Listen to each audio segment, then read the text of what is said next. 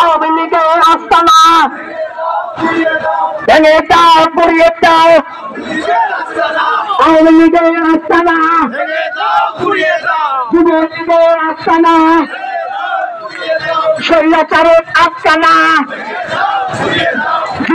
আর সৈনিক এক লড়াই করো।